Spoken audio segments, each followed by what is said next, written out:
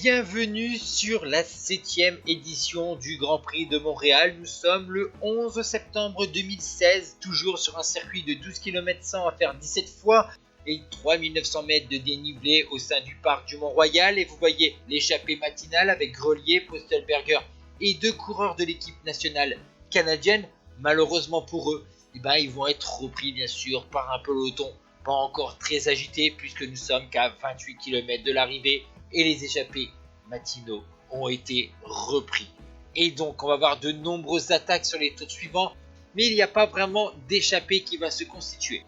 Cependant, on va revenir maintenant sur le dernier tour de la course. Nous sommes dans la côte de Camillien Oud, 1800 mètres à 8%.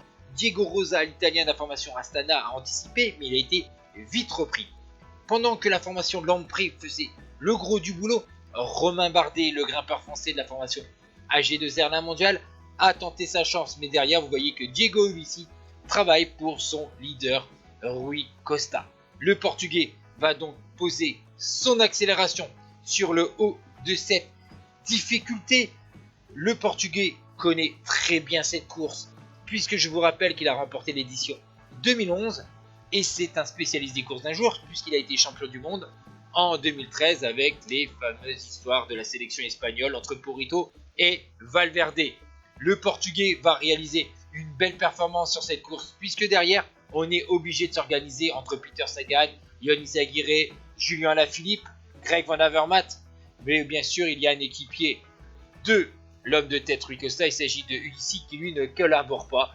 Donc derrière on est obligé de rouler pour revenir sur le coureur portugais. Julien Alaphilippe en cette année 2016 avait remporté notamment le Tour de Californie et avait fini 6e du Dauphiné libéré.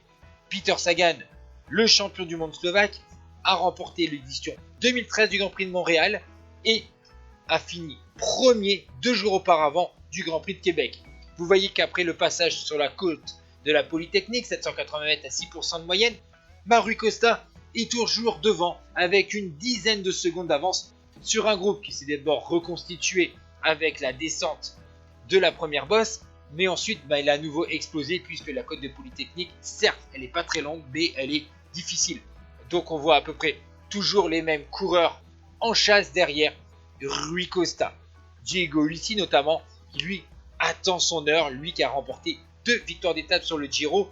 Mais attention à un coureur de la formation Orica qui est revenu. Il s'agit de l'Australien Michael Matthews, vainqueur de l'étape de Revel sur le Tour de France et 5e du Grand Prix de Québec. Et vous voyez, nous sommes dans les 500 derniers mètres, alors que Petr Vakoč, lui, a chuté dans ce virage en épingle, c'est fini pour le Tchèque. Et Rui Costa est repris à 400 mètres de la ligne. Maintenant, Rui Costa voit que Diego Ulissi est bien placé pour le sprint.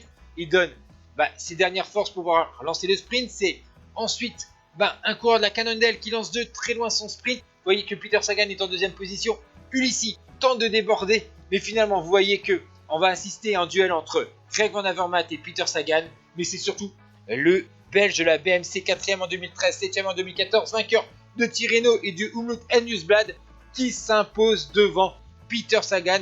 Une belle victoire pour le Belge qui avait aussi remporté l'étape du Lioran sur le Tour de France et qui avait fini 2e 2 jours auparavant à Québec. Ce week-end canadien est donc résumé un duel entre Van Avermaet et Peter Sagan. Ciao tout le monde.